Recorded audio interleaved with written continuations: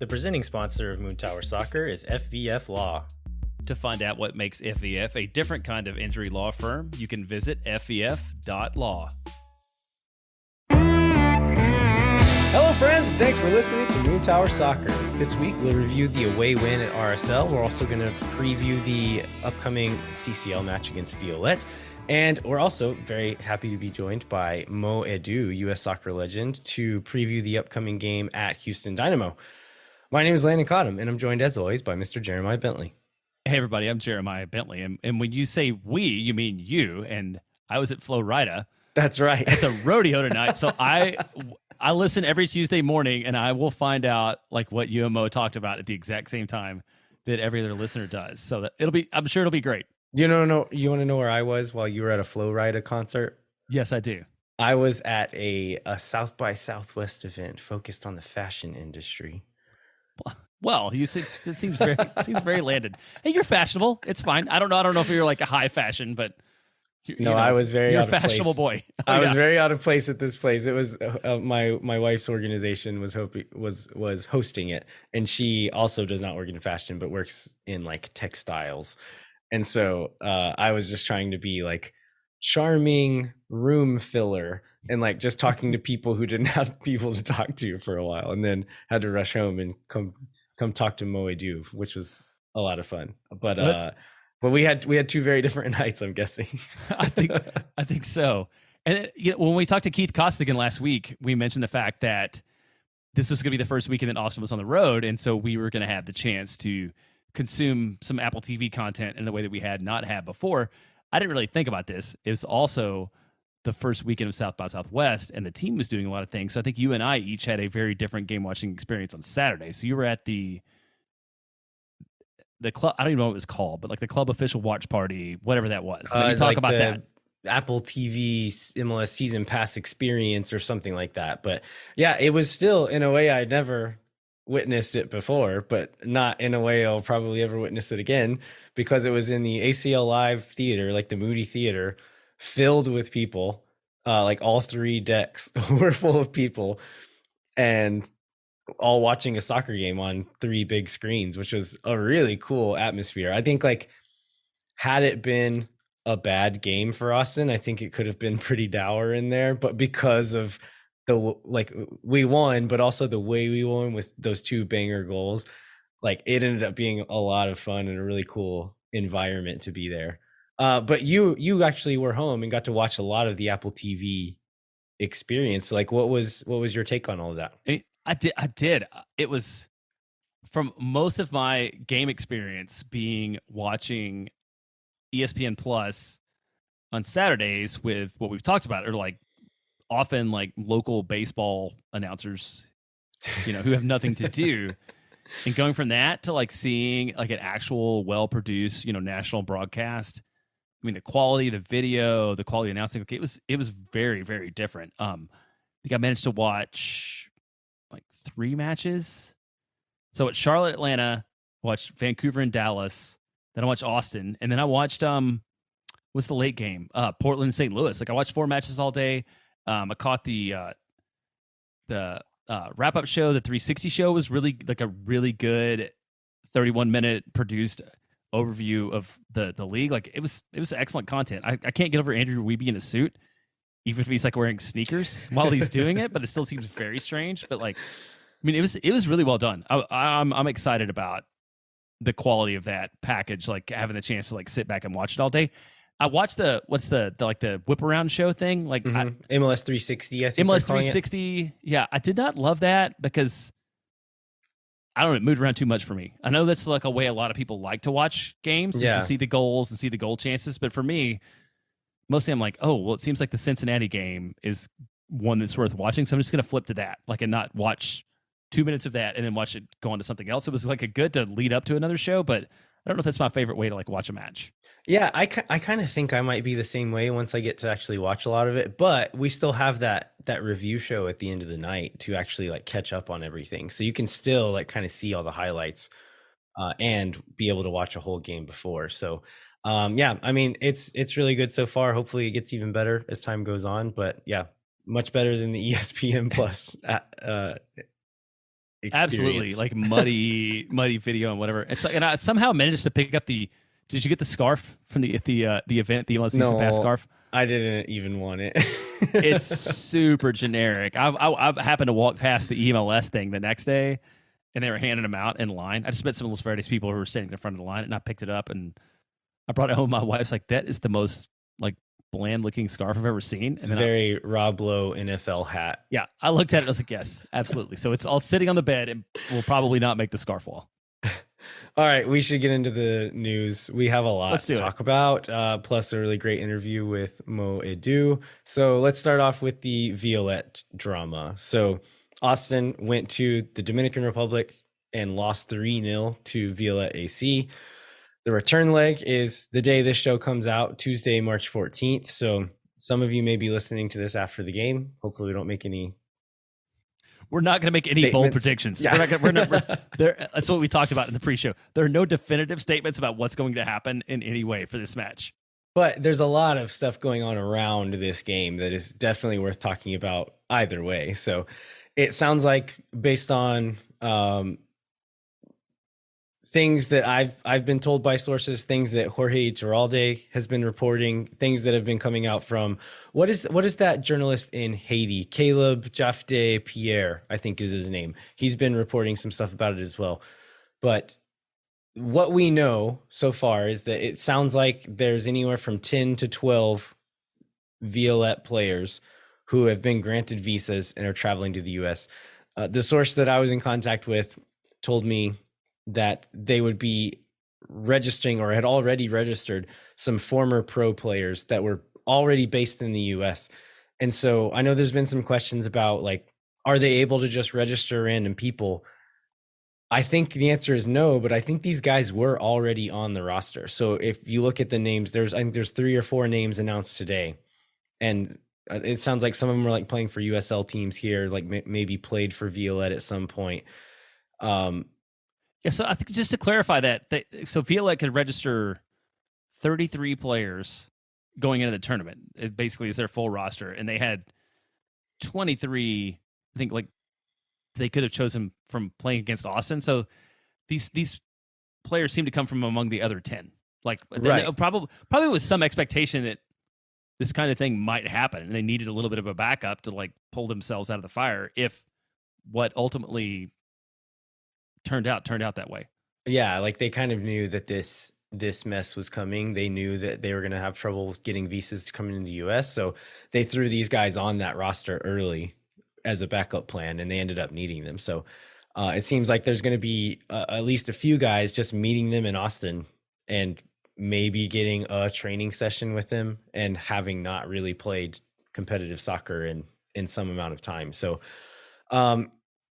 I get into this with Mo a little bit in the interview later, but it's like a really unfortunate set of circumstances. It's not the way that Austin fans or Austin players want to go through, but it is like the best of many bad options, where it seems like the game is going to happen, based on just like piecing together reporting. And there's like some roster graphic leaked. I'm not sure if this is accurate or not, but it seems like we have like maybe around 16 players confirmed.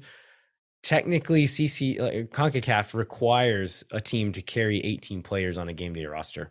I don't know if they're still trying to fill in those other 2 spots, or if CONCACAF gave them an exception. We have no idea what's going on. We still believe this game is going to happen. Do we want to talk about, like, what needs to happen for the game now? What needs to happen, like, for it to, like, the outcome, or for it to, for the outcome, like what? Yeah, let's do that. Okay, so the way we talked about this last week, but essentially it's the total amount of goals will decide who goes through to the next round. If it ends up tied on the amount of goals, the first tiebreaker is away goals. And so Austin can win this game 3-0.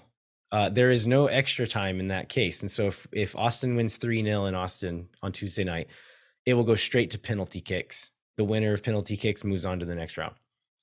If Violette scores 1 goal, then that means Austin would then need to score 5 goals, because a 4-1 victory, it would end up 4-4 on the aggregate, but Violette wins on the tiebreaker because they scored an away goal and we did not. And so Austin can win 4-0 and advance. If Violette scores 1 goal, Austin need to win at least 5-1 to be able to advance. And so the point is, Austin is going to come out guns blazing, trying to score a lot of goals in this game. Because I don't think they'll be trying to play it safe at all. And as far as like a starting lineup goes, I would expect to see the best available 11, right? Yeah, I would think so too, because Austin's playing at home. They're not playing again until Saturday, and that game on the weekend is just in Houston. So there's like no real reason to rest anybody, and they kind of have to go for it, for sure. Because like, okay, among the possible, maybe this is not the time for this yet, but like among the possible outcomes of this game, I guess, do you think that Austin winning by forfeit and moving on would have been more embarrassing than just like losing on aggregate goals?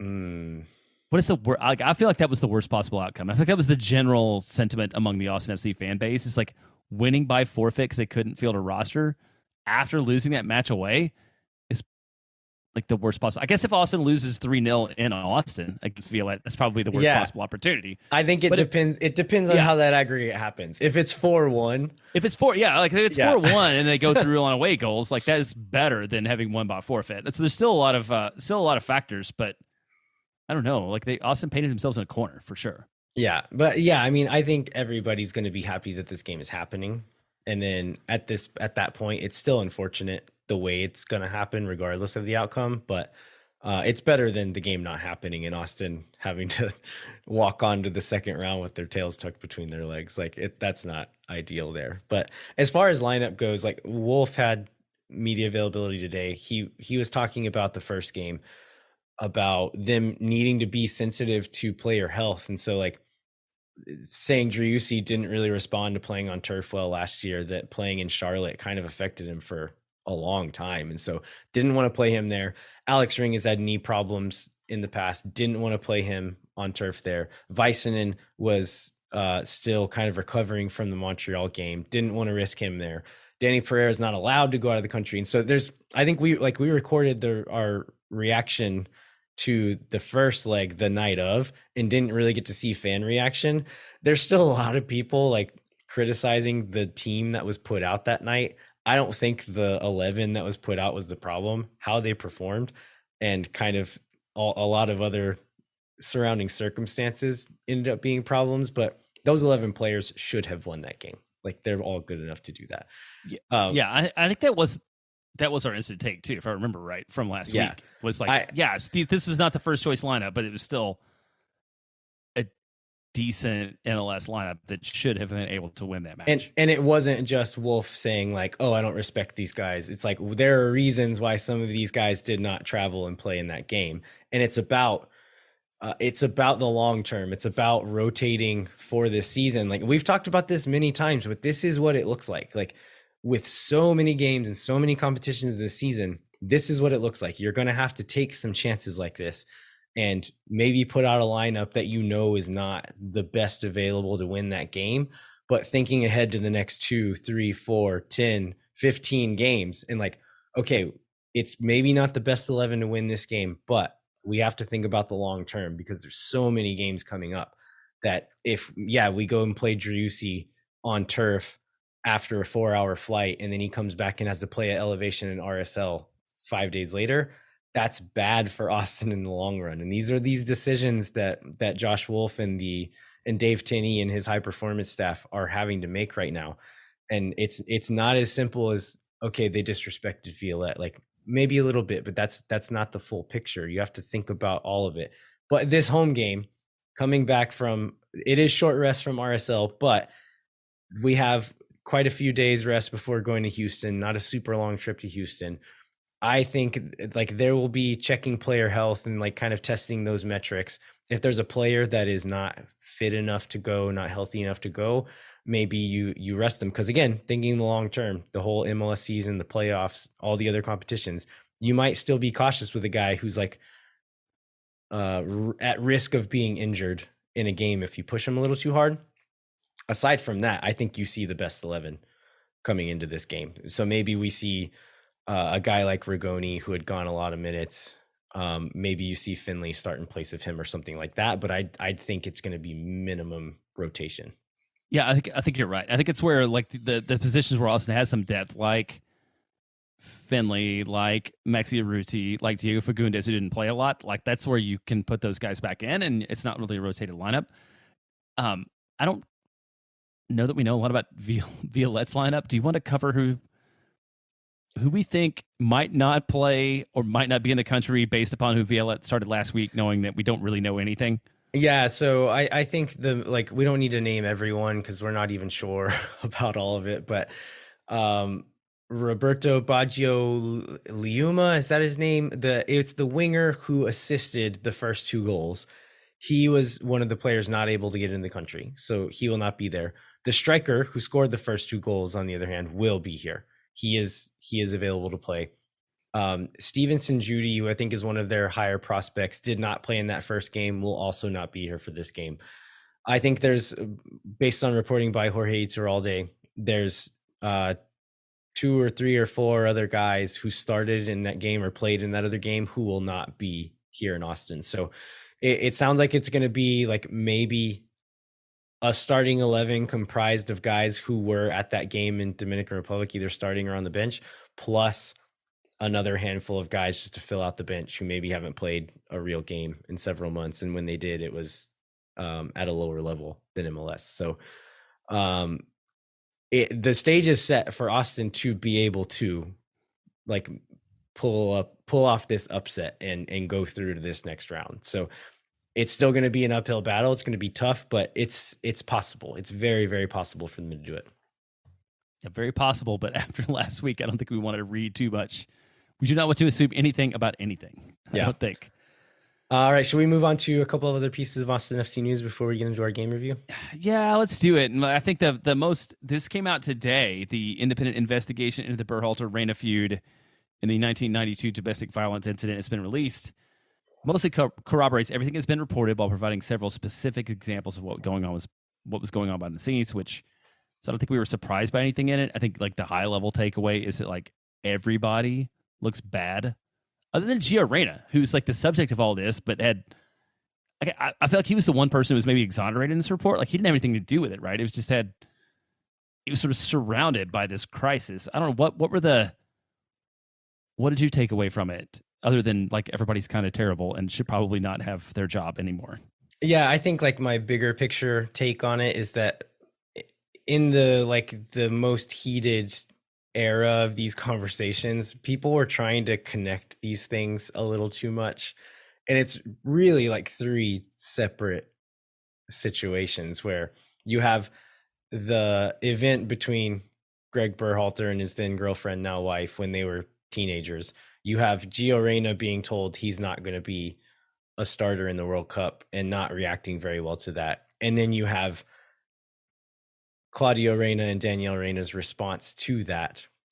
And a lot of people were like using one to justify the other, And you really do have to separate them all because they're all although they're interconnected now, they're very separate instances and you need to judge them all separately.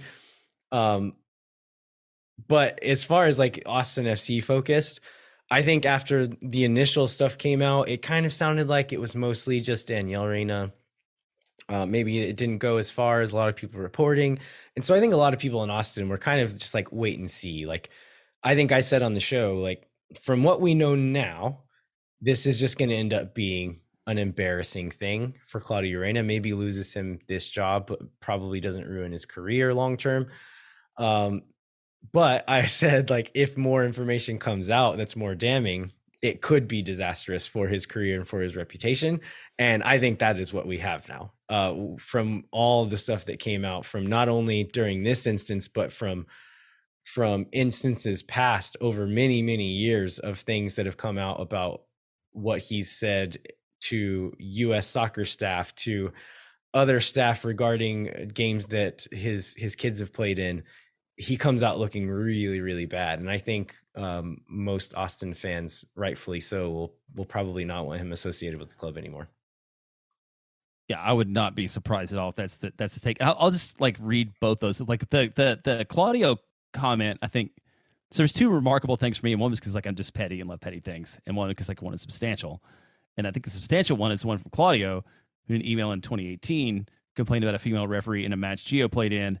In all honesty, can we get real and have male refs for a game like this? It's embarrassing, guys. What are we trying to prove? A game like this deserves better attention, which I think leaves everybody feeling very icky and not supportive. And, given situations around allegations in New York and Austin, like this just kind of feeds into people not feeling good about it. Yeah, absolutely. And then my favorite comment, probably in the history of American sports, is Danielle Reyna saying to an unnamed U.S. soccer employee, once this tournament is over, I can make one phone call and give one interview, and his being Greg Berhalter's, cool sneakers and bounce passes will be gone. Which I think was just like the absolutely most childish thing somebody could say, and I love it. And I wish we got more of these comments leaked to us. Yeah. I mean, it's going to be interesting to see how Austin FC handles this. I think the phrase I saw around it in like earlier on was they quiet fired Claudio Reyna. I think fans are going to be calling for more than that at this point. At this point, I agree. It's going to be interesting to see if they will come out and say anything, or if they're going to try to ignore it and hope it goes away. But I think most people will be calling for them to actively say something and separate themselves from the Reynas at this point. Yeah, I think so. So one more piece of news we got before we get into the match, and we can get through this real quick, but we learned when the Leagues Cup group stage games are going to be out. So Leagues Cup again is a tournament in, I think, July and August, where basically Liga MX and MLS will put their seasons on hold, play this tournament. Austin's going to be hosting 3 matches. Those matches are on July 21st, 25th, and 29th, which we'll remind y'all when that time comes. And I think that probably just for fans, the thing to note is that season ticket holders will get free tickets to those matches, and then once it advances to the knockout stage, which we hope Austin will make, then it kind of works like season tickets, where you'll have first right of refusal on your own tickets if you want them, but you will have to pay extra for them. All right. Any other news before we jump into the RSL review? Mm-hmm. I mean, no. I feel like there's interesting enough stuff going on between RSL and between this Maurice Edu interview that we should probably spend time on that. All right, well, let's before we get into that, let's take a quick break. We'll come back with the RSL recap and then move on to that interview with Mo Edu. So hang tight. We'll be right back with more Moon Tower Soccer. When no one is around.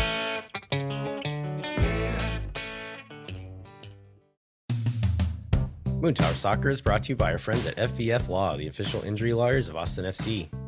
FVF is a different kind of personal injury law firm dedicated to community, transparency, and client education. You can go to FVF.law to find out what makes FVF a different kind of injury law firm and why understanding your legal options can dramatically change the outcome of a case. Once again, that's FVF.law. Moon Tower Soccer is also brought to you by Covert Auto Group. Covert Auto Group has been meeting the needs of local car buyers for 114 years because of their service, financial expertise, and support after the sale. In addition to supporting car buyers, Covert's an important part of the soccer community. If you're in the market for a new or used vehicle, be sure to check out covertauto.com. Moon Tower Soccer is also brought to you by Sage Wilson Realty. We'll be doing some more ticket giveaways here in the very near future, and this is made possible by Sage Wilson Realty. So if you or someone you know are in need of Sage real estate advice in Austin, you should talk to our friends at Sage Wilson Realty. You can find them online at sagewilson.com. All right, we are back, and we're going to jump into our recap and analysis of Austin's 2-1 away win at RSL. So they're going to Salt Lake on short rest after, I guess, most of the players short rest after the away trip to the Dominican Republic. Going to RSL is a tough thing to do in this league, especially mostly because of the altitude, but also because of the way this team plays. They're fighters. They will beat you up. And it's kind of what happened in this game. Austin able to kind of grind it out and stick with that win. They got 2 first half goals from Owen Wolff and John Gallagher. Both of those guys ended up making the team of the week, right? The MLS team of the week. Yeah, they did. So Wolff was on the first team, Gallagher on the second team. And then the RSL goal was from our guy Justin Glad. I feel like among the players who annoy me in the league at this point in time, he's pretty high on the list, right? It's like, I think it was his second goal this year. I think it's at least his second goal against Austin. So yeah, he got one back that knotted it up before Owen Wolff scored at 33 before number 33. He scored at 33 minutes to make it 2-1, and then there were no goals in the second half. Although it seemed like there were a lot of nervy opportunities, both good and bad. Yeah, both ends. So, the John Gallagher goal, I don't have this time written down. Was it the 9th minute? It was the 9th minute. Yep. Okay. So this one comes from I believe it was a 19 pass sequence. This is the kind of goal, like when fans get annoyed at like how slow movement is, why you pass it backwards sometimes. Like, this is what Josh Wolff wants to happen, is to move it enough to like get to where you want to go on the pitch. And yeah, the end of it was John Gallagher carrying the ball forward and just hitting an absolute banger. But that's part of it sometimes. But just going back and watching kind of the buildup, I think you could argue that maybe the buildup and that final goal were not entirely connected.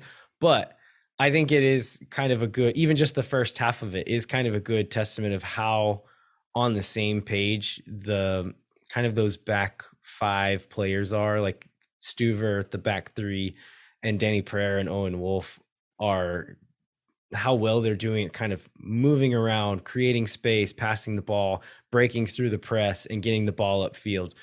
And it ends up with a ball between lines. I think Owen Wolff ends up kind of carrying the ball, making a nice little cut, finding Gallagher out wide. Gallagher cuts inside, drives, and then unleashes one with his left foot, which is not his strong foot. And it would have been excellent had it just gone straight in, but it's always extra satisfying when the ball hits the post and goes down into the goal like that. Just like, I think there's something satisfying about the violence of that contact before it goes in. Yeah, and the game call was like, it hits the woodwork, and I'm like, but I also think it's over the line in the back of the net. You know, like it took a second before I think that Keith processed that it was in the net. But yeah, it was quite a goal. I mean, it's just, you talked about the buildup, but like the individual effort was impressive. Like every move he made was the right move. Yeah, when John he went Gallagher left, when he went right, when he decided to take the shot, like it was like he was seeing the game in a different way. Yeah, and aside from this goal, like John Gallagher is really good in this game. Just really dynamic in the attack. I think we've said this before, just like what he lacks in like maybe that like super high end refined technical ability, he makes up for in intelligence, ability to go kind of both ways on both feet, and just hustle. Just the guy works so hard. There's a couple times, I was going to say there's a couple times, like one early in the game and one like 90 something minutes in where he just like dropped his head and sprinted and was in the exact right place. You know, it was just I don't know if he has like a lot of top line speed, but I mean, he was just working so hard. Yeah, and just that the second half, we'll get into this a bit more, but Austin got pinned back for big chunks of the second half, and Gallagher was still getting up high, attacking, and then getting back and defending and being able to hustle and be in the right spot so often. So I think Owen Wolff ended up getting the man in the match and the game ball in this game. I think you could have given it to a few guys, including John Gallagher, because he was really, really good. Yeah, they both were. And like, so you were at the watch party. Was there howling when Owen Wolff scored the second goal? I was disappointed because I feel like Chris Wellhausen is one of the guys who's like advocated for the howling. I was standing close to him and I was trying to howl and like he wouldn't join in. Oh, really? Like he didn't realize, he didn't get it. And so I was pretty annoyed at him at that point, but there was not enough howling. If there was howling, it wasn't enough for me to hear it in the whole space. There was enough howling at my house that I was scared about children. They didn't know what was going on. So that's how the howling went in my house. So the second goal comes in the 33rd minute by number 33, Owen Wolff.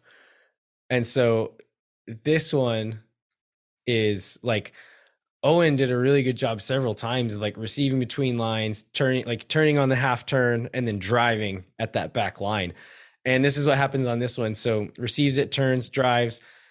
nobody steps to him, nobody steps to him, nobody steps to him. And he's looking to distribute for most of this drive. He wants to play it out wide and like nothing opens up. He's not able to find it, but also nobody ever steps. And so I think like partially because he's like using his eyes, using his body language to telegraph a pass and it never comes. And then he like no look strikes it and catches McMath off guard and hits it into the goal. But I think you could say maybe McMath could have done a little better, but I think because of Owen's body language and kind of the quickness that he was able to strike it with and not giving any eyes towards the goal at all, that like it's not entirely on McMath. I think Owen deserves some credit for that one too.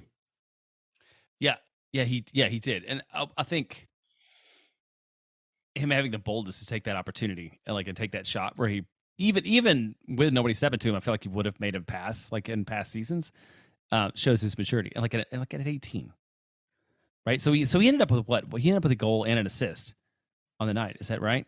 Yeah, it's he had the assist on the Gallagher goal. On the Gallagher goal, yeah. Gallagher carries it 15 yards and then shoots, but it was still a good pass to create the space and make it was like it's a good pass. It's not necessarily assist worthy, but it was a good pass. It was a good play by Owen.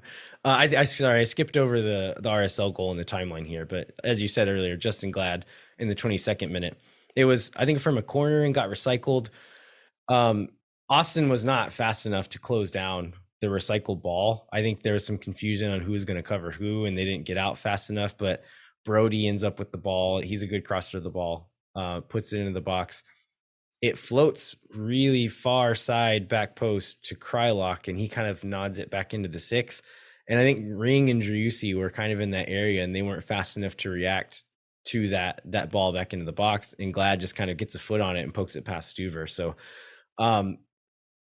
just like a couple of moments there, we talked about this a lot last year, where it's like it's not a goal where there's one guy at fault that it went in. It's like it just wasn't good enough all across the board. And like this guy could have done 10% of it. This guy could have done 10% of it. This guy could have done 10% of it, and it would have stopped the goal. Yeah. And luckily, I mean, it didn't turn out to hurt Austin, because Austin had the fall and go with Owen Wolff. But do you think is there some deficit? I mean, I love Alex Ring, but he is not a tall center back.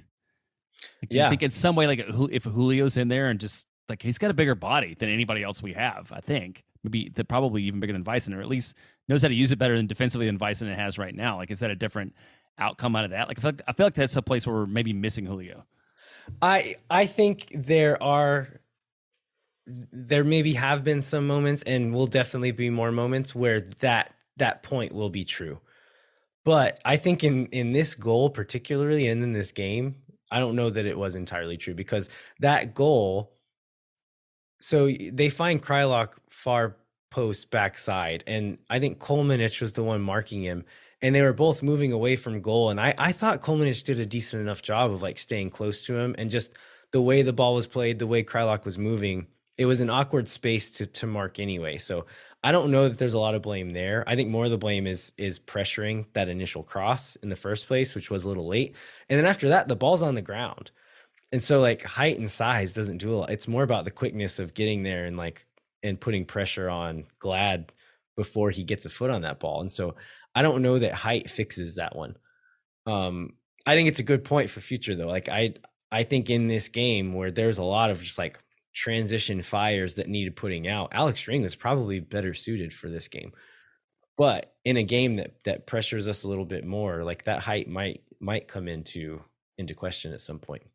Yeah, and Alex Ring had a really good game too. And I think just overall, if you want to talk about, you mentioned the sort of the back three, like the midfield, just defensive shape worked so well together overall throughout the night. Do you want to go into this, just sort of the way that Austin attacked, and it has attacked now for several games, and what that looks like? Yeah, it's the same shape that we've seen the last couple of games. We've seen mirror images of it, but the idea is one fullback will become a winger and join like a front three. One fullback will join the back three. This was kind of the same idea as what we saw against Montreal in that second game. So John Gallagher was the right back, but would essentially become a right winger in the attack. Kolmanich joined the back three and was kind of like left fullback, left center back. And then Brad Stuver actually becomes the left center back at times in build up, and will kind of create a back four with those guys in the build up. Sometimes Dani Pereira would drop in and Kolmanich would push up. So there's kind of a little bit of rotation there, but that's the general shape. And then you had Owen Wolff and Dani Pereira as the deeper two midfielders. And then Emiliano Rigoni and Driussi as the two attacking midfielders, Rigoni pinching in from that wing. And then this is kind of something new because Fagundes had played so many minutes the week before. It seems like I'm thinking that's why this is the reason. But Ethan Finlay gets the start, and he plays on the left wing, which we haven't really seen from him before. But he was the wide guy, kind of joining that front three, keeping the width, keeping pressure on the back line on the left side, which I thought he did. It wasn't a standout performance, but I thought he did a solid job there and kind of did what he needed to do. Yeah, I agree. I thought he looked pretty good too. You talked about the defensive mids shining, but they shine both defensively and going forward, right? Like Owen picked up a goal, and like Dani was just a menace all over the place. And like we've talked about this, when Dani's at his best, he can like beat people with the dribble more than maybe anybody else on the team. Yeah, I think both of these guys are beginning to understand exactly what their roles are and what they are capable of as individuals. So Dani Pereira, he is an elite ball carrier in this league. Like, we've known that he was capable of it, and he's growing even more into that. But he's also starting to look like a defensive midfielder, which is what he's been lacking in the last 2 seasons. And so it seems like he has embraced that part, and it's really exciting to see that he can do both. Like, he can be a defensive minded player and still be an exciting attacking player like he has been. Owen, he had the most interceptions and the most tackles of any player on either team in this game.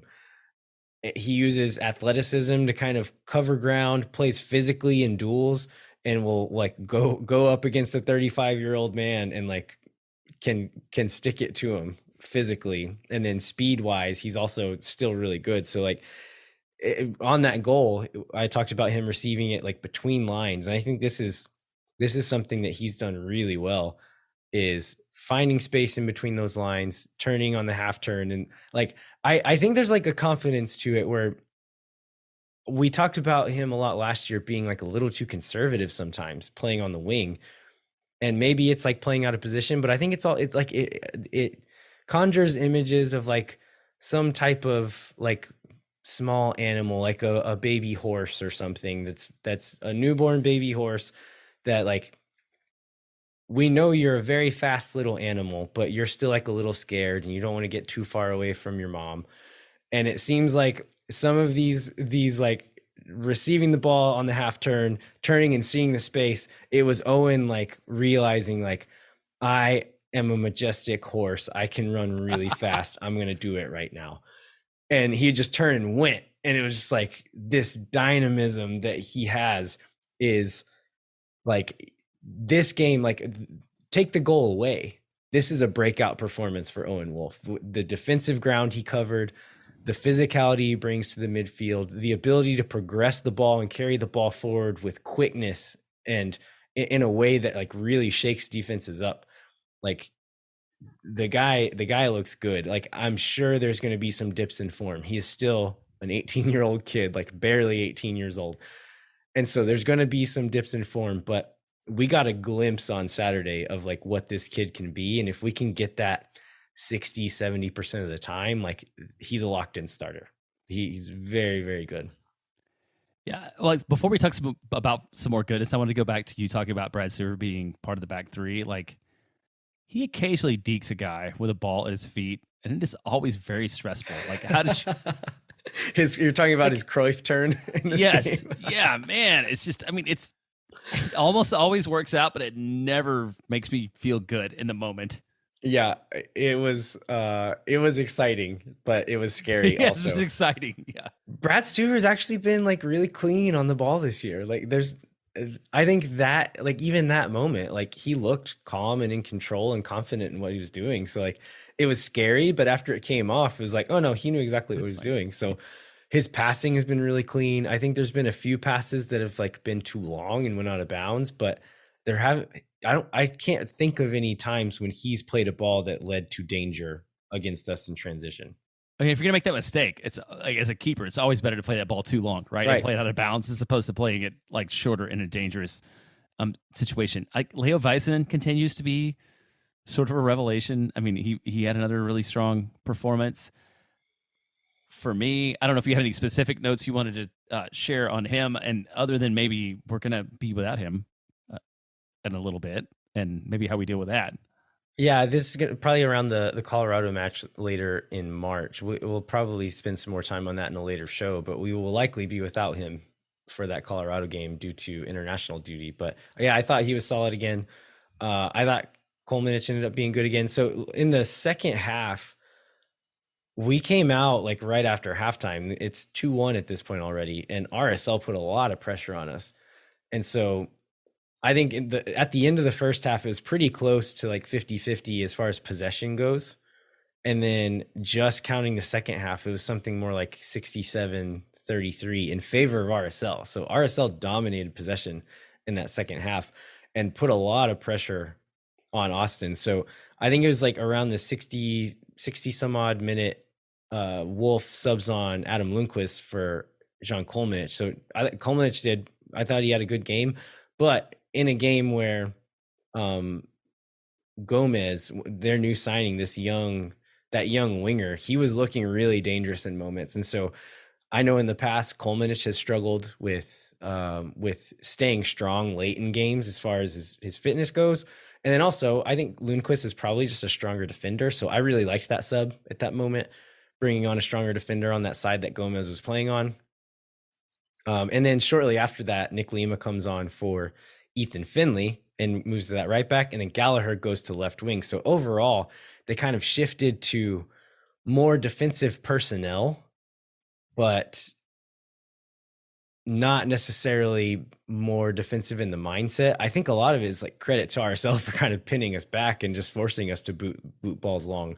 But Austin still was able to create chances in that state of the game. And so if you look at like expected goals charts as far as first half versus second half, Austin created quite a few chances in the second half, but it was more in like these transition moments, like bend but don't break, defend for your life but don't give up a goal. And then when you get the opportunity to push forward, go back, like push up and create a chance. And they were doing that. And so like, was it the most beautiful second half by Austin? Was it like the stereotypical like Austin keeping a lot of the ball and moving the ball through? No, it wasn't that, but they were still kind of sticking to their principles when they did have the ball and moving it well and getting forward and creating chances. And so like when you're going away to RSL, that's what you want from a team that's going to do well over the long stretch of a season, is to be able to play that way when you have to and still get a result from it. So like,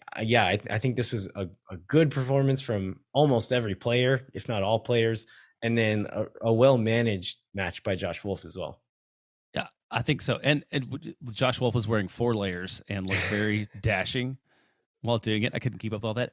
So I think almost everybody would agree with you on it being a good performance from almost every player. But I've seen a lot of Gyasi Zardes criticism online over the last couple days and in the moment, like a little bit of Rigoni too, but I don't feel like the Rigoni stuff is interesting anymore. Zardes, I would look for sure. Zardes looked a step slow all night, and I just don't know whether that's not being into the system or whatever. But that would be my observation on that. But I feel like you also want to say something. I think you're right that he did look like slow sometimes, but I still think he had a good game. Like there's one particular chance where Gyasi like kind of squares a ball to him in the box. I think Kevin Morris like did a whole like Zapruder film Twitter thread on this, but his thesis is that like either Gyasi played the ball to the wrong spot or the ball got deflected. and it's not Gyasi's fault, which I like in the moment. Even I was like, oh, Gyasi played that ball wrong. Like he didn't find Zardes. I still think Gyasi had a good game. I still think he should be the starter over Maxi. And like, it's easy to see like Maxi come on and be running fast and doing all this stuff, but just the way Gyasi moves, the way he gets into spots, he's not as fast as Urruti in the defensive work, but he's still willing to do the work and gets into the right spots, is willing to run. And so I just still, it's really frustrating to me. I think there's a lot that Gyasi is doing really, really well that people aren't seeing or appreciating. And like the goals are going to come. He's going to get one. I know he is. And I still think overall, as far as what he brings in hold up play and kind of dropping in and combining with the midfield and his passing, he does so much more than Maxi Urruti ever did last season in all of those things, that even if Gyasi doesn't score a goal, like he's still bringing more to the team, because Maxi wouldn't score goals for a long stretch of the time too, right? Right. Maxi scores all his goals in bunches, right? So he was like, he didn't score until April, I think, last year, and then he went on a long run and sort of the mid part of the season and like almost didn't score again after that. And I think the one thing everybody needs to remember is after it's only 3 matches. Like Gyasi's had 3 matches with this club, and Austin's sitting in 4th place in the table. And, given Kip Keller making the most boneheaded play I've ever seen in my life in person, like this could be a 7-point team. This could be a 9-point team after 3 matches. Like, I think things are pretty good. Yeah. And like, if you go back and watch these games, Zardes is very involved in a lot of the possession play. And if you go back and watch games from last year, there'd be very long stretches through multiple games where you almost forget Maxi Urruti is on the field even. And like the defensive work, credit to him. He did that every game, no matter what. But offensively, he would just be so uninvolved at times. And I don't think you can accuse Gyasi Zardes of that. He's been very involved in build up, very involved in moving the ball around the field, very involved in stretching lines and getting into dangerous spots. It's not culminating in a goal yet, but it will. Like all signs point to that it will. And so, yeah, I don't know. It frustrates me that people aren't seeing it, but he's playing well. I think the one valid criticism I've seen of Josh Wolff, like he did a lot of good things in this match, is like I feel like Maxi probably could have come on a few minutes earlier. Like Gyasi was very clearly gassed at like 70 minutes. Yeah, he did look tired. I think that is a fair criticism, is that I think the altitude got to him. He did look like he was like chugging along a little slowly there in the second half. When did he come off? I think it was 80, 81, 82, okay, something like that. It was really late in the match. I think that's fair. Because, yeah, it seemed like the altitude was getting to him. So, and Maxi comes on and almost scores one at the very end due to just like outpacing the back line pretty much on a through ball. So, yeah, to your point in the second, just to your point in the second half and the opportunities, there was that Maxi one, then Gyasi had a header that was like a really sneaky good opportunity. So it wasn't like Austin was just sitting on the back foot all the time, which it seemed like originally when I watched it that we were just trying to hang on. But back on the second watch, it's like Austin actually created a lot of opportunities in the second half. They just weren't in the ways that Austin normally does. Yeah, I mean, if you look at the XG chart that MLSsoccer.com posts, like they had, I think, more XG in the second half than they did in the first half. And so they were still creating chances. And like I said, I think that's a good thing to be able to like defend for your life and still be able to break forward and create chances. That's good. Like this is that plan B that Austin needed and has never had. They're doing it right now. This is what we wanted. So this is a good thing. Yep. You're ready to move on to the interview? And yeah, let's do it. The next match. So Mo Edu, like U.S. soccer legend, played in Scotland for a while, played in MLS for a while, lots of, I think, 40 some odd caps for the U.S. national team. Was thrilled to be able to talk to him. Him and Keith Costigan are going to be on the call this weekend for the game again. But I started, Jeremiah was still at Florida, and so he wasn't able to join. But we usually try to keep these interviews like pretty compact because there's a lot to talk about in the show. Just focused on this preview, but Mo is just so interesting and so fun to talk to, and he kept bringing up points that I wanted to like keep digging into.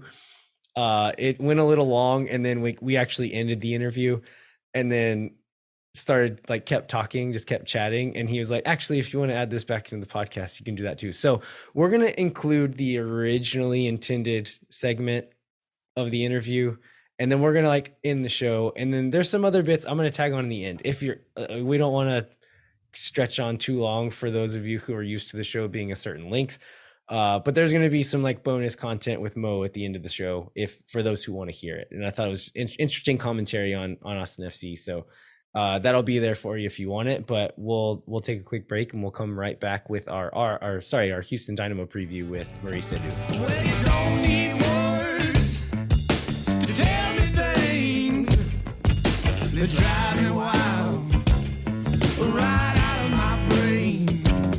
Well, you don't say All right, we are thrilled to be joined by U.S. national team legend, European pro soccer player, Mo Edu. Mo, how's it going, man? I'm doing well. Appreciate you having me on. How are you? Everything and is it okay to call you Mo? I know you're a professional soccer analyst now, being advertised as Maurice, but a lot of national team fans know you as Mo. Which do you prefer these days? I prefer Mo. I mean, if you call me Maurice, I feel like you're my mom or something like that. I'm in trouble. So the preference is Mo. If you call me Maurice, then it kind of catches me off guard, and I kind of sit up straight a little bit. So we can go with Mo for sure. So we had your broadcast partner Keith Costigan last weekend, and he was great. Like it seems like you guys go back a while and have known each other. How is that partnership going, and how's the new Apple TV deal going? Oh, I absolutely hate it. I hate working with Keith. He's so Keith is my guy. Yeah, we'd actually do go back a decent amount of time. When I retired back in 2018 and I started getting into this space, there wasn't like a consistent partner that I was working with. I was being rotated in with different people, but the one person that I ended up working with quite a bit was Keith. So we got to know each other really well, built a good kind of chemistry. And then just had scattered amount of gains over the past few years, but it's someone that I've always been, good friends with. So it worked out well that he's the one that I ended up being partnered with. And I hope it comes across the way that we intended to come across, where it's, very serious in terms of trying to break down the game in the right way, but then also at the same time, enjoying the moment, right? Being at the game and living every action, every play in real time, and trying to convey not only our thoughts, but our personalities and how we enjoy a game and how we break down a game. Hopefully that comes across on the airways. Yeah, last week, Keith actually joined us from his car driving home from calling Austin's CCL game. And so he was a champ for doing that. But then we got to listen to you guys on Austin's game this last weekend against RSL. And I really enjoyed it. Thought you guys did a great job. So happy to have you guys on the call again this week. Looking forward to the Houston Dynamo. So the history between Austin and Houston. It looks like Austin's won 4 of the 5 total matchups between these two games. Houston generally has a home field advantage with the heat. And like, I know that sounds crazy coming from Austin, but even going from Austin to Houston, the humidity is something that is actually like a difference maker going from here to there. But it's going to be in the 50s this weekend. So that advantage is kind of out the door this weekend. And looking at Houston this season so far, they've lost their first 2 games by a combined score of 5-1. And then we're off this last weekend. So they'll be well rested going into this one. But how do you see Houston this year? Like, what are your expectations for them? How have you seen what they've done so far? Well, I think in a weird way, right? Because you start off the season and normally you want to play games back to back to back. You want to get into a rhythm and you want to build from performance to performance. But as you just said, the way they start off this season, with some change, first and foremost, you bring in a new manager that initially takes some time for him to kind of establish how he wants his team to play and instill the culture and all of his ideas. But with that, like I was mentioning before, and you just said, when you lose your first 2 games, the break kind of comes at a good time for them. Give them a chance to kind of recalibrate, get things back in order. have a chance to maybe get their legs back under them, have a chance for the manager to go ahead and instill, again, the thoughts that he had in preseason, what he wants, what his expectations are from this team, what he wants to see from this team, what he wants them to look like. A chance to kind of get that back in order. And then the fact that it's a home match, you were talking about the weather conditions, that's out the window, but it's still a home match. So they'll need to lean into that, try to build off the energy of the crowd. And it's a Texas derby, right? So that all obviously just instilled its own levels of motivation for both sides. Yeah, so they did bring in some reinforcements in the off season, but most of those guys are not able to play yet, either waiting on immigration status updates or recovering from injuries. And so the team that they've actually fielded the last couple of games is not super different from what they were running out at the end of last year, which got them, I think, second to last in the West or last in the West. I can't remember exactly, but not great. I remember last year, I think it might have been Hector Herrera's second game playing with the team. He came on the field at halftime in Austin, and the team got worse. I was sitting there watching that game thinking like, okay, like Coco Carrasquilla, one of their other midfielders, a player I really like watching him play. He's a really good player. And he was doing some dangerous things. And I was thinking like, okay, they're going to bring on Hector Herrera and Carrasquilla might be able to do something against us. And then they ended up subbing Herrera for Carrasquilla and took off their most dangerous threat and put on a guy who just ended up not doing anything. I know a lot of people have said like this season for Houston will not entirely, but partially depend on, is Herrera bought in? Is he going to actually affect this team this season? I don't know how much you've gotten to see them this year. Like, do you think he's doing that yet? Or do you think he will be able to do that for them this year? I think he has to. I definitely agree that he has to be a big player for them to have success. I mean, we know the pedigree that he has. It's just about him finding how he best can use his qualities to make this team better. It's an interesting midfield trio that they have, though. Himself, Carrasquilla, and who's the other one? Artur, right? There are three players that I look at it and I think are very similar in terms of how they play. I think Carrasquilla will be the one that plays a little bit more advanced, and him and Artur will be the ones sitting deeper and trying to dictate the flow and link passes. But to me, they're three players that are very, very similar. So trying to figure out that balance as to how you get the best out of them. In some ways, I think you play 2 out of the 3 and you bring in another attacking midfielder. You let those 2 play as either a double 6 or a 6 and an 8, and then you have an attacking midfielder who's in front of whoever those 2 players are. Someone who's more of a goal threat, someone who's always forward thinking, someone who's going to take chances in the final third and be that creative player. So as much as I'm saying a lot of it will be put on the shoulders of Herrera, I think part of that comes from, again, his profile, his pedigree, his experience. They need all that to come to the forefront. But I'll be curious to see how long that trio continues to play together, and if it ends up meshing well and producing what they're hoping will be the outcome. Yeah, it's a tough puzzle for them to solve, because it looks like, in what little I've seen, just highlights and a few clips, it looks like they are playing Artur and Herrera deeper in almost like a double pivot look. And then Carrasquilla is almost like a 10 in a 4-2-3-1, which I think a lot of what Carrasquilla did last year that was so dangerous was starting deeper and turning and using like dynamism to drive forward and kind of carry the ball forward and progress the ball. And if he's playing a little farther forward, I could see how maybe it's less effective in that way. And so it'll be interesting to see how they solve that puzzle. And then if it's not working with those 3, who do you drop? Because like those 3 guys, you would think any of the 3 of them could start for a lot of MLS teams. And so, yeah, it's a complicated thing for them to figure out. That might be the problem. That might be the issue in itself, right? Because as you just said, all 3 of them are players that you can, and most teams you could plug in and they'd be a starter. And so that might be part of the reason why you're seeing all 3 of them play it. The other part is, as you kick things off, you're talking about some of the players not being available as of yet, and that might be another reason why you're seeing the 3 of them playing together. But I just look at them and, without being disrespectful, I see duplicates. I see a similar player who brings a similar skill set. If you play Artur and Herrera deep, I think you're going to get a similar kind of output as if you played Karaskia and one of the other two deeper.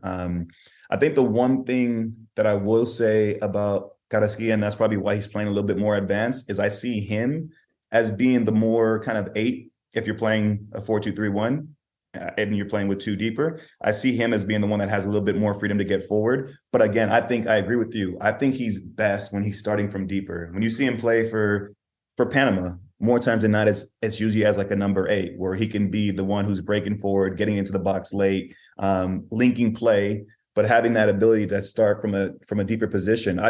So real quickly, I remember in my playing days, there was on very few occasions when I had to play a little bit more advanced as like a number 10 per se. And it's just a different ask, right? When you're playing deeper, you're receiving the ball more times than not, and there's so much of the field in front of you. You can play it into your number 10, get it again. Whereas when you're that more advanced one, sometimes you're playing with your back to goal. You're playing on a half turn is how you usually should be playing. But just the ask and the responsibility, the requirements, how we will evaluate you from the media side of things is a completely different. And in some ways, it might be unfair to the player, because we might see him, he's playing a number 10. Well, if he's not creating goals, he's not scoring goals, my criticism is going to be a lot harsher. Whereas if he's playing a number 8 and doing the things that he's doing from that number 10 position, if that makes sense. Yeah, absolutely. So looking at Austin, I'm not sure how much of Austin you've gotten to see this year, but they've been playing 2 young midfielders together in almost a double pivot with Dani Pereira and Owen Wolff. Owen, we'll talk about this in the other segment on the show, but Owen, I think, had a breakout game against RSL. He's had moments, but in that game, I thought he just played a really complete game, top to bottom. What have you seen from that midfield and from Austin FC? And like, what do you think they need to do against Houston to come away with 3 points this weekend? What do you want me to start? You want me to start with Owen, or you want me to start with the midfield in general? Yeah, the midfield in general. Yeah. I actually like the balance. It's 2 young players. I think obviously Owen Wolff stole the headlines in that game when me and Keith were talking about it, actually, and he asked me on the spot like who I thought was man of the match. It was really close. It was a really, really close decision for me. I actually leaned towards John Gallagher, but it was a coin toss between him and Owen Wolff, I think. And then off air, when we were just continuing just having conversations about what that game was like and players that stood out, of course, Owen stole most of our conversation. And the way that I described it, because I think a lot of people will say, when you talk about a young player, for lack of better description, people will always say like, oh, he didn't look out of place. And I think that that's doing him a disservice. I thought he bossed the midfield. Right. To me, it wasn't him not looking out of place and he just fit in. No, I think he bossed the midfield. Yeah.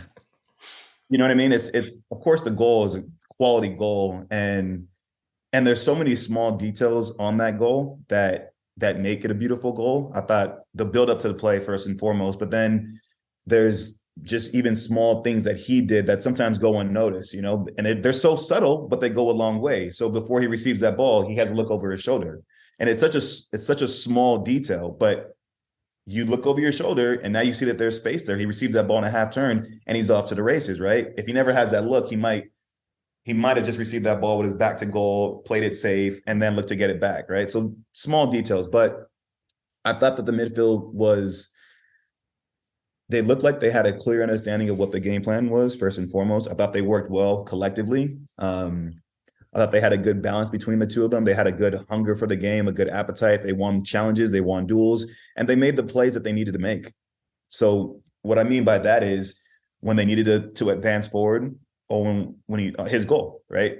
That's a play he needs to make because that's what the game was dictating. Other times, maybe it's you just receiving that ball and playing it into a Driussi who's in that spot, and he's doing that. But they did what the game needed and asked for.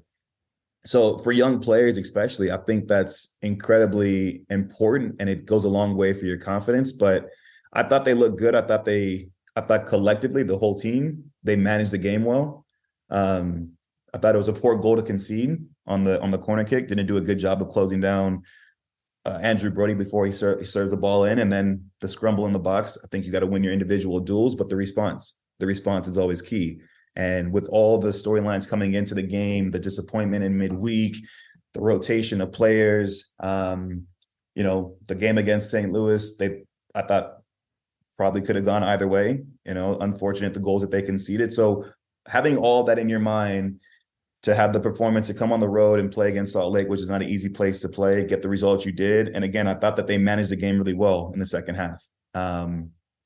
They weren't as, I would say, expansive, but I thought they were calculated when they did open up. They knew that they just had to manage that game and be smart in the way that they took their chances. They were calculated when they took risk, and ultimately, I thought that they deserved the 3 points. So another player who I thought played really well in this game was Dani Pereira.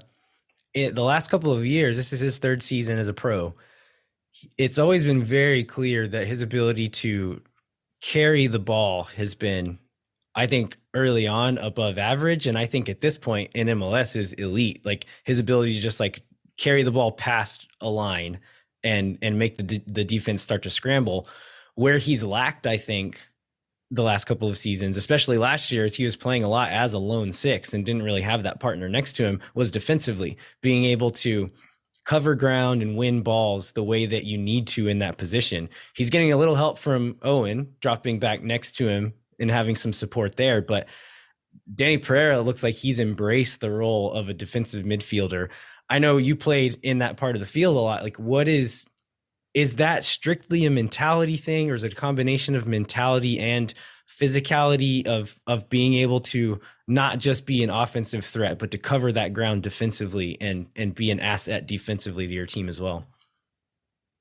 It's a little bit of all that, to be honest with you. I think it starts first with just having a good understanding of how your team wants to play, right? If you're playing as a single number six compared to if you're playing in a dual six or dual eight, it's a lot. It's the responsibility and the ask is different.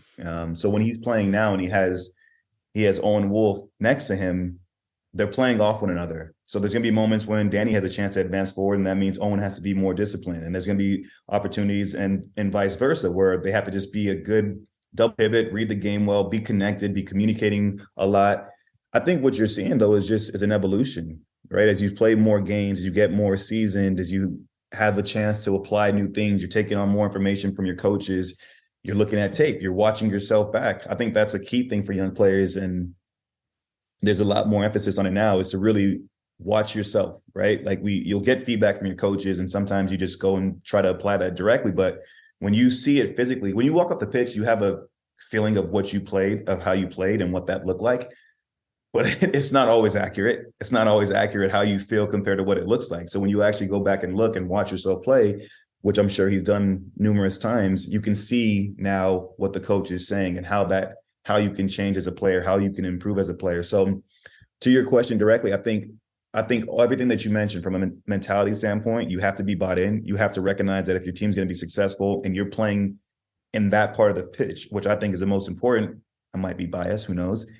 I think that's the most important part of the pitch. You can dictate the tempo of the game. You can set the tone of the game. You have a lot of responsibility. And I think he's embracing that now. He's recognizing how he can steer this team in the right direction. And part of that starts to evolve into you becoming more of a leader. And that leadership shows through your play. Well, thanks so much for that insight. I wish I could sit here and talk to you and ask you questions like that for another hour, but we have a lot to cover on this show with 2 games this week, including a really wild CCL match with a lot of interesting storylines connected to it. So I'll just ask you, do you have any other final thoughts on this Houston-Austin matchup this weekend? For both sides, I think it's a big game. I think from Austin's standpoint, it'll be coming off the back of another CCL game, right? So it's about, we saw the reaction and the response that they got after losing in midweek. Now you're hoping that the result is different this time around. And so it's about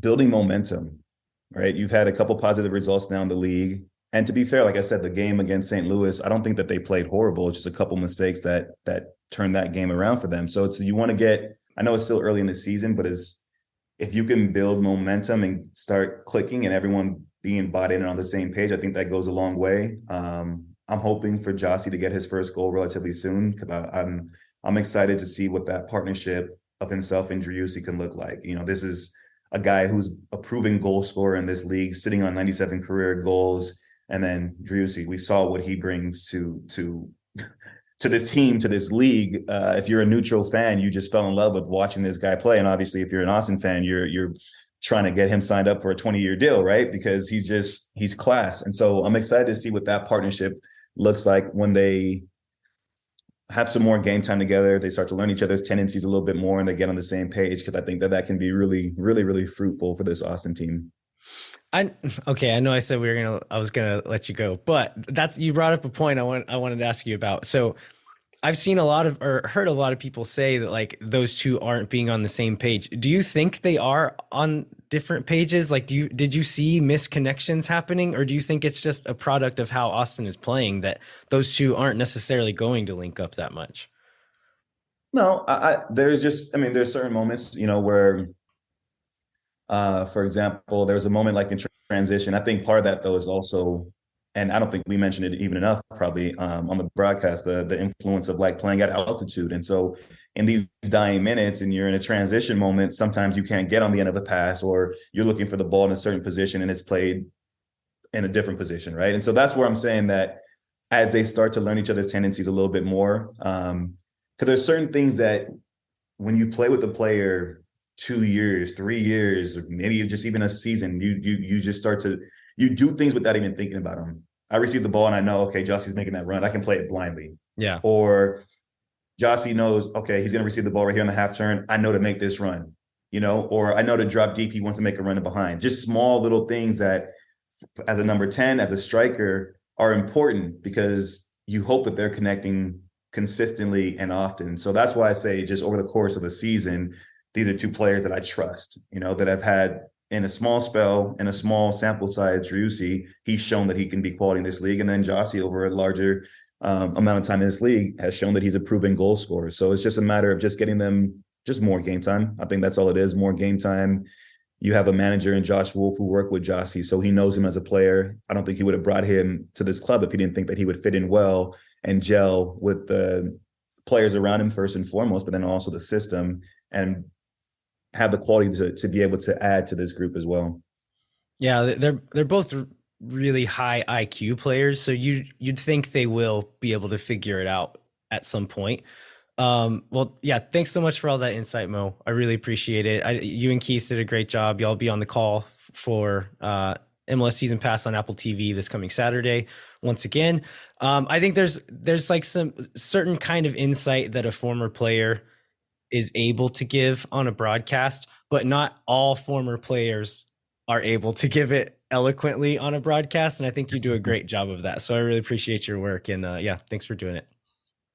No, I appreciate that, man. I appreciate you having me on, and look forward to the next one. All right. Thanks, Mo.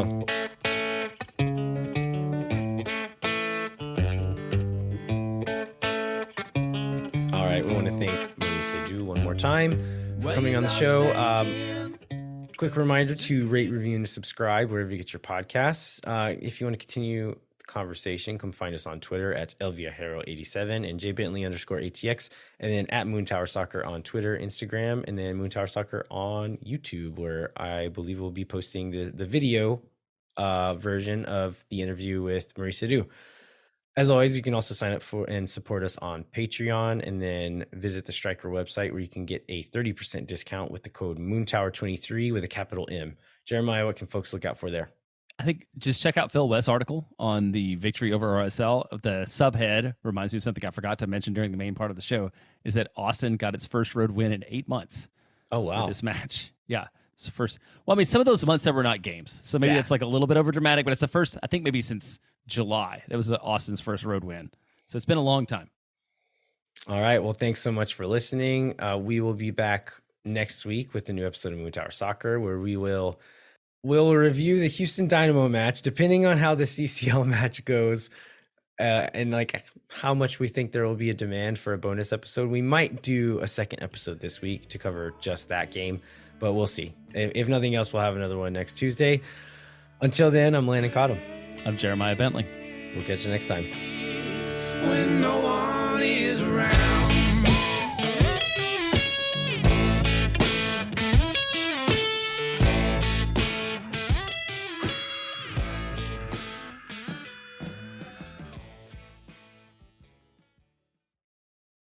Thank for nothings you never. La gente. Oh my God. Yeah, should be an interesting game nonetheless. So hoping for a lot of goals tomorrow. Yeah, likewise. Like that's what I'm saying. I hope Gyasi gets his first one, gets a couple of in that game, you know, and then that goes a long way. Man, I think Gyasi's actually been playing fairly well. I agree. This is Gyasi's whole career, right? Like people don't understand the things that he does well that don't necessarily end up in goals, and they say like, "Oh, he's not very good. He's not playing well." It's actually, I think he's doing great. Like it's like one of the things, and you can, you know what, you can clip this and use it on the podcast if you want. One of the things that is such an underrated quality of Gyasi is his willingness to do the dirty work, right? And that's on both sides of the ball that I'm talking about. To make the runs for plays that look like they're dead. I think you described both of them really well when you said they have a good soccer IQ, because I think people really sleep on how clever Gyasi is with his timing, with the runs that he makes, with the timing of the run that he makes, because that opens up so much more for, if you're number 10, if you're a winger, it opens up opportunities for you to play balls into him, but then it also opens up space for you to attack, you know? And I agree with you. When I said that I hope that they get on the same page, that starts to gel more. It wasn't a knock to either of them, because I think that I agree with you. I think Gyasi's been playing well, and I'm fully confident the goals are going to come. But I just think when that marriage, right? Right now they're still they're dating right now. You know, they're flirting with each other, and it's looking good. But when that marriage actually happens, I think this can be a dynamic duo in this league. Yeah, Maxi Ruti has come on and been good in his sub minutes, and there's a lot of Austin fans who are saying like, "Oh, Maxi should start. Maxi should start." And it's like, y'all aren't paying attention, man. Like, Gyasi's doing well. It's gonna come. Like the goals are gonna come. Yeah, no, I get it's hard to. Of course, you hear that argument because he's coming on and scoring a goal, and it's like that's how people assess and judge strikers, especially if you're not watching the game through the same lens that we're watching it, right? Where you're appreciative of the small details, of the things that are happening that aren't being shown on the actual screen. Like if you're in the stadium and you see certain things that the screen at home is showing you this, they're showing you the ball plus this, right? The game is, well, you can't even see it, but the game is that, right? And so there's certain things that he's doing that they can't appreciate because they're not seeing it. But no, I agree with you. I think the goal that he scored, who was it against? And they called it back for offside. Thought he took that really well. Against Montreal, I think. So I'm not worried about it. I'm not worried about it. Yeah. All right. Well, I'll let you go. I've kept you long enough. Thanks a lot, Mo. No worries, man. Appreciate it.